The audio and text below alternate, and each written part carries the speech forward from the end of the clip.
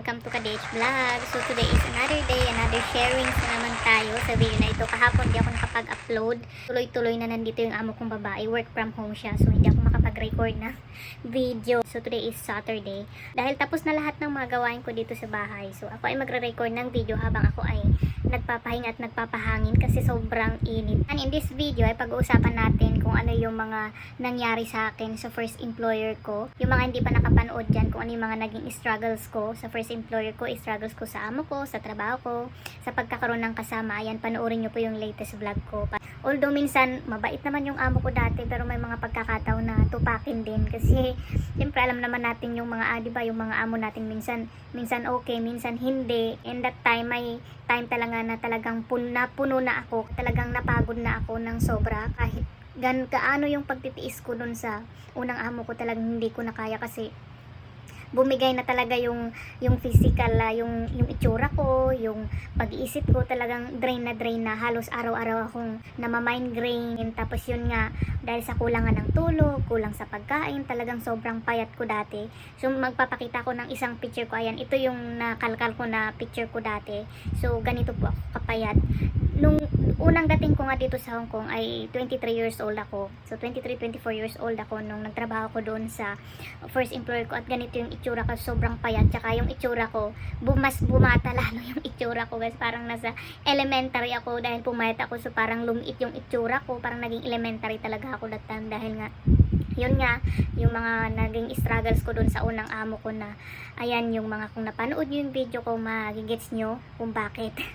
At maliban pa dyan, hindi lang naman dahil sa trabaho, hindi lang sa amo, so dumagdag pa yung pagkakaroon ng kasama doon sa bahay. And then syempre may mga hindi rin naging perfect yung bonding namin magkakasama. At naikwento ko doon sa mga nakarang vlogs ko na tatlo kami doon sa loob ng bahay. Nasa stricto yung amo namin, and then may problema na kami sa trabaho, sa amo, pati sa mga nagiging kasama namin sa bahay, nagkakaroon ng problema. Kaya nangyari yung mga bagong hinahire ng aming mga amo ay hindi nagtatagal. Maabot lang sila ng ilang months, nagbe-break contract sila. So ang tumagal sa bahay ng amo ko dati is yung pinakauna na naging katulong nila. Tapos yung pangalawa na nadatnan ko noon na tagalinis ng bahay ay yun, na-terminate siya dahil napuno. Maano kasi siya, na-terminate siya kasi nga 'di ba yung amo namin is ano siya, terminator siyang amo. So that time din kasi meron pala silang hinire na isang tawag nito, isang katulong galing ng Pilipinas, and then nandito na siya sa Hong Kong. So no choice yung amo kong babae, ang na-terminate is yun, yung naka-assign dun sa paglilinis. Imbis na ako, pero feeling ko ako talaga yung dapat mati-terminate that time kasi that time ako yung baguhan sa aming tatlo, ako yung baguhan, and then nag-aalaga ako ng baby. Tapos that time kasi pagdating ko doon sa bahay ng amo ko, naging sakitin ako, madali akong magkaroon ng sipon, ganyan. Basta lagi akong may sipon noon dahil nga sa weather siguro, dahil malamig that time. So lagi akong nagsipon, tapos lagi akong nakamas. Yung amo ko is parang ayaw na nila sa akin, kahit na ayaw nila akong i-let go kasi hindi pwedeng ako yung magbantay sa anak nila kasi sakitin ako.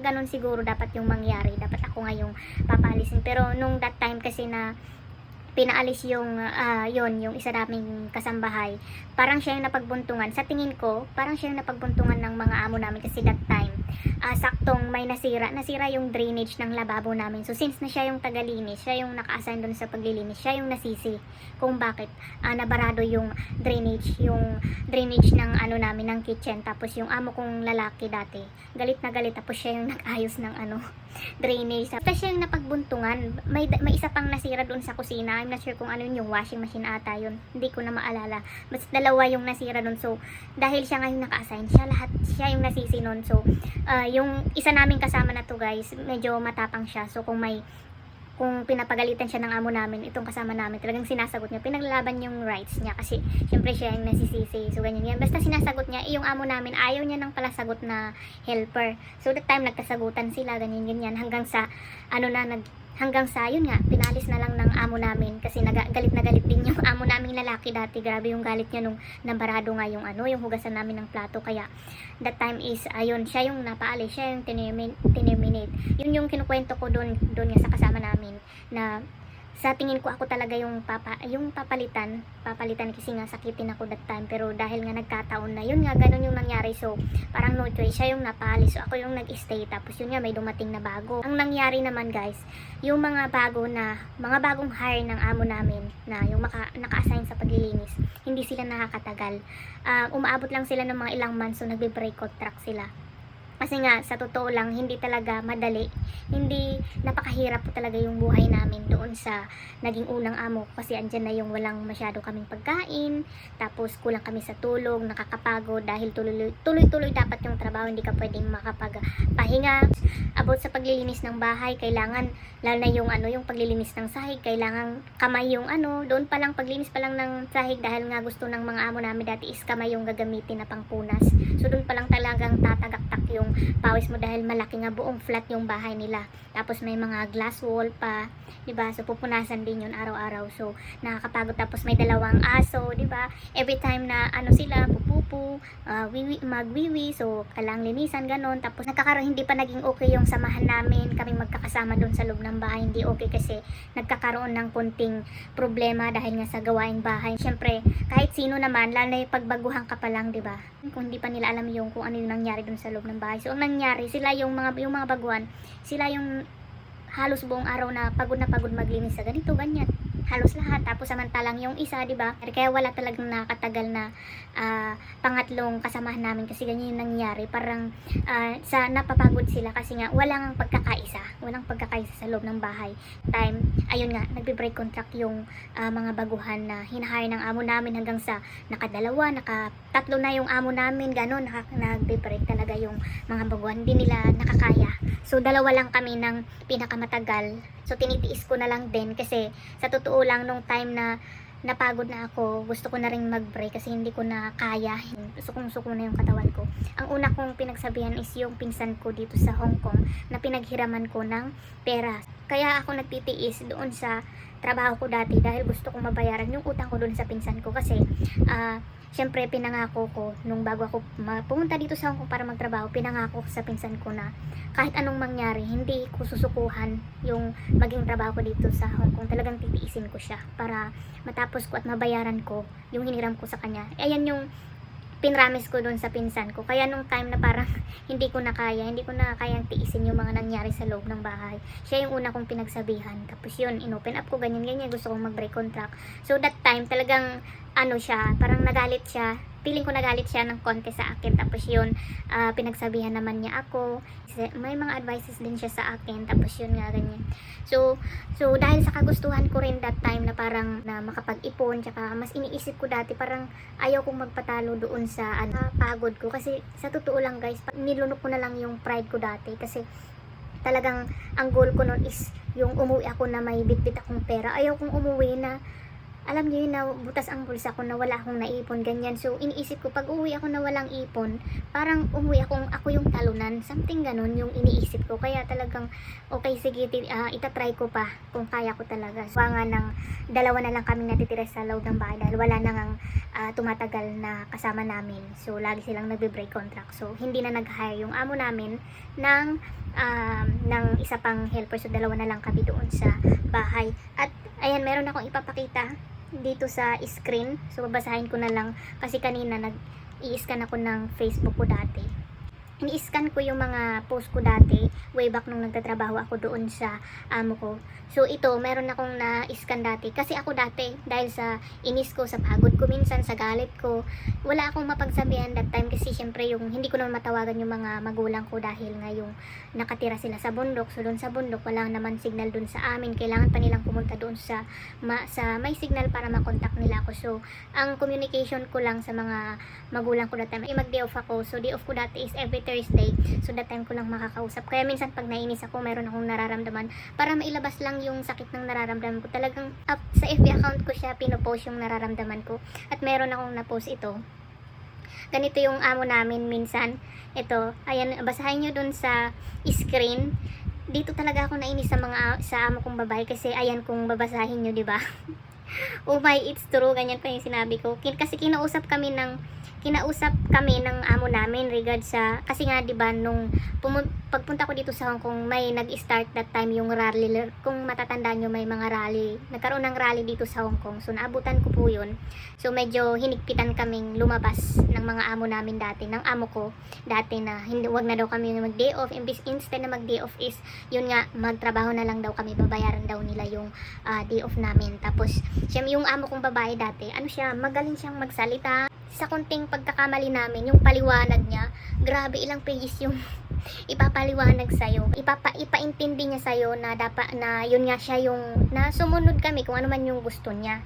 And then, nung time na nagrally, ayan nga ito, kinausap kami ng amo namin. Tapos ito yung sinabi niya. Sa kagustuhan niya na hindi kami mag-day off. So, ganyan yung sinabi niya sa amin na pag mag-day off daw kami.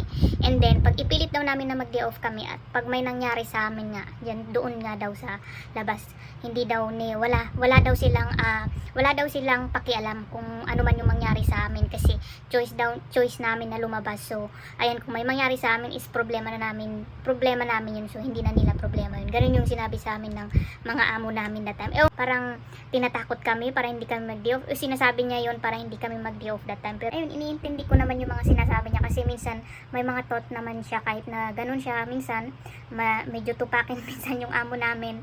So, bahala na lang talaga kami kung paano namin iti-take yung mga sinasabi niya. Ganun. Tapos ito naman tong pangalawa guys na pinost ko. Itong sabi ko, may araw ka ding babae ka, babalik sa'yo mga pinaggagawa mo. Hashtag nakaka. O, ganon. Itong na to, itong post na to, I'm not sure kung para kanino to. Yung kasamaan ko ata to sa bahay. Kasi nga, sabi ko nga, may mga time na hindi kami nagkakaintindihan, and kasi bilang first timer, syempre, parang gusto ko din na kung ano yung samahan namin is yun na yun, kung plastikan na yun, ganun na yun. So, kapag naiinis talaga ako sa mga kasama, sa iba kong mga kasama, ganyan lang, pinupost ko lang yung mga nararamdaman ko, and then bahala na sila kung mabasa man nila yung post ko. So, syempre, pag matamaan, syempre matamaan is matamaan, something ganun. Ganun na ako, parang ganun na ako mag-fight back. Dito ko lang siya nilalabas sa pagpo-post. And then what's life, need ko pa-avail ang day off ko para makapag-rest lang, makatulog. Patient please. Ayan, kasi di ba nga nabanggit ko nga, isa mga naging struggles ko din dati is yung day off namin. Yung about sa day off namin, di ba, may curfew kami na hanggang 7 lang. And then, pagka sapit ng 7 is magtatrabaho ulit kami. So, every day off ko that time, di ko na-enjoy yung mga day off ko dati doon sa first employer ko, kasi ang ginagawa ko sa day off ko that time is, nag-rent ako ng boarding. Talagang nag-rent ako ng boarding house para every day off ko, doon ako pupunta, matutulog ako. Buong maghapon, tulog ako na yan. Sa totoo lang guys. Kasi, imagine niyo yung 6 days na tuloy-tuloy ang trabaho, tapos 4 or 3 hours lang yung tulog ko noon, 5 hours, ganyan. Lalo nung dalawa lang kami ng kasama ko dati, ang tulog ko na lang nasa 4 hours, minsan 3 hours nga lang yung tulog ko, kung tutuusin nung dalawa na lang kami dun sa bahay. Kaya ako na-post to, kasi ayan nga, yan yung naging buhay ko, na everyday off, hindi ako naggagala, hindi ako pumunta kung saan, kundi pupunta ako sa boarding house para matulog lang. Ito yung mga pinupost ko pag kung pwede lang umuwi na ngayon, uuwi na ako. Ayan yung mga pinupost ko, kasi yan talaga yung totoo eh. Kung pwede lang talaga umuwi, talagang uuwi talaga ako. Pero yun nga, may iniisip ko yung utang ko pa that time. Tsaka yun nga, ayaw kong umuwi ng walang ipon. Minsan pa nga, may mga pagkakataon na pag talagang hindi na kaya ng katawan ko, parang gusto ko na lang sa isip-isip ko, Lord, gusto ko na lang mahimatay. Yun na lang yung sinasabi ko sa isip-isip ko para makapagpahinga ako.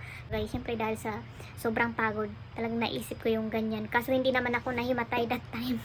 Sa awa ng Diyos, hindi naman ako nahimatay, hindi naman ako na-hospital. Nakaya pa rin ng katawan ko dati. Kasi nung dalawa na lang kami sa bahay, mas lalong late kaming natutulog that time.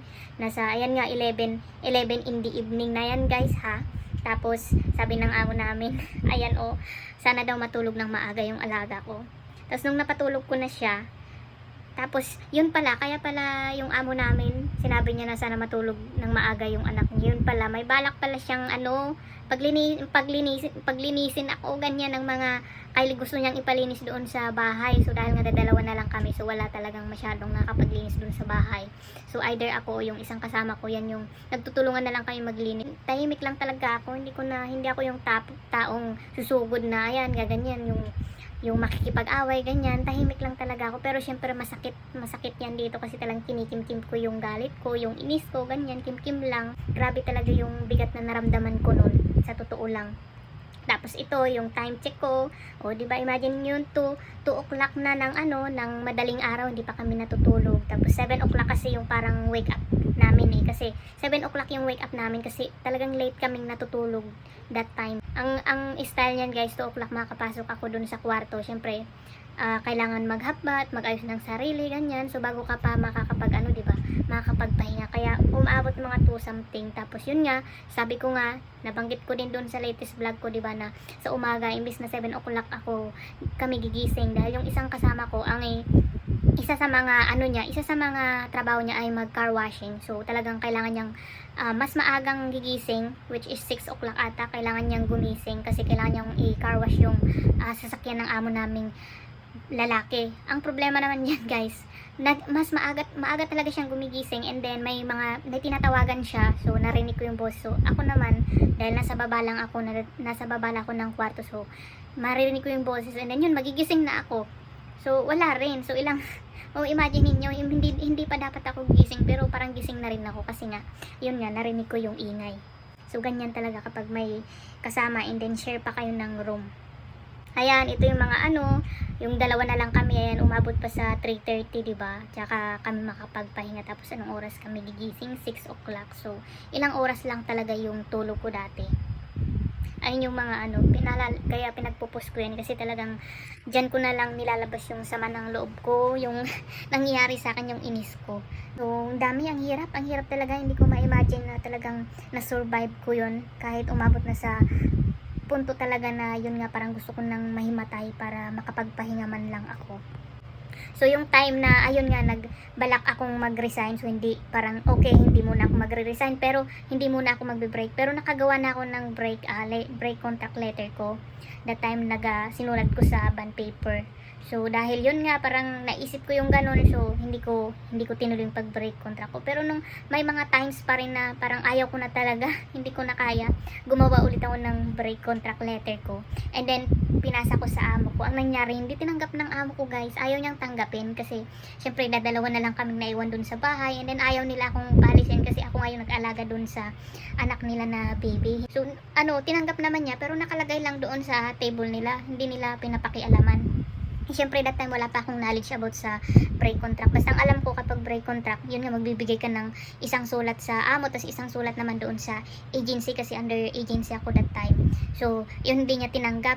So hanggang sa parang nawala na. Pag ganyan kasi yung nangyari guys, parang bumabait yung amo naming babae, sa totoo lang. Nagiging bumabait siya konti. Kaya yun, parang nawawala na naman yung eagerness ko na umalis. Kaya okay, sige, pagpapatuloy ko na naman yung trabaho ko. Hanggang sa naging 3 beses. Tatlong beses ako nagbigay sa kanya ng break contract, pero hindi niya tinanggap. Pero yung pang-apat na break contract ko ay talagang pumunta na ako doon sa agency.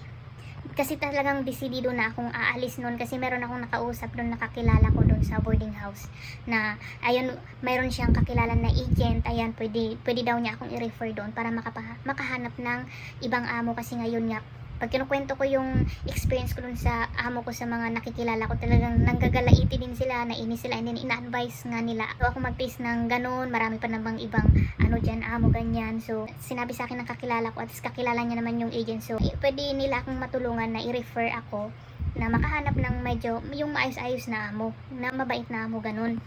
Kaya talagang medyo naging matapang ako that time kasi alam ko na yun nga, merong tutulong sa akin. Pumunta na talaga ako mismo doon sa agency, and then sinabi ko doon kung ano yung dahilan talaga kung bakit ako magbe-break contract. Sabi ko doon ay hindi ko na kayang trabaho, na overwork kami doon, kulang kami sa pagkain, kulang kami sa tulog. Talagang sinabi ko talaga, and pumunta ako mismo doon sa agency namin. And then yun nga, sinabi sa akin, hindi ko masyadong matandaan, pero sinabi sa akin kung decidido daw talaga akong mag-break contract, yun nga daw, kakausapin daw nila yung amo ko, ganyan. Kasi ay parang tinawagan na nga talaga yung amo kong babae. Wala nang nagawa yung amo kong babae, kaya nag-break contract na talaga ako nun. So binilan ako ng ticket.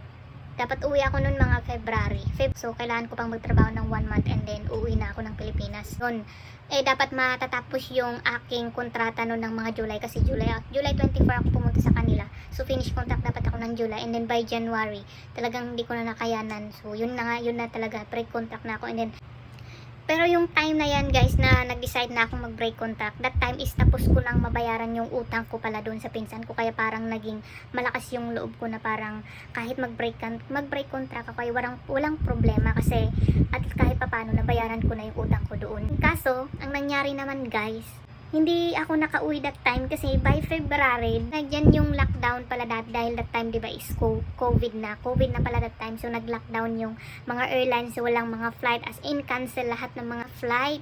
So syempre hindi na ako makakauwi that time kasi nga na-lockdown na nga dahil sa COVID. Kinausap ko ulit yung amo ko na okay sige dahil malapit naman na ako ma-finish contract. So tapusin ko na lang yung kontrata ko kasi ilang months lang naman ay matatapos na yung kontrata ko. Yun na lang yung sinabi ko dun sa amo ko. Kaya natuloy-tuloy ko na yung trabaho ko hanggang sa matapos yung kontrata ko dun sa unang amo ko. Ano din kahit papaano parang naging blessing sa akin yung pagla-lockdown dahil sa COVID dati kasi parang na-save ako. Siyempre ito na talaga ata yung fate ko na parang mag-stay muna ako dito sa Hong Kong ganyan kasi nga sa totoo lang ang dami ko pang gustong gawin talaga dati.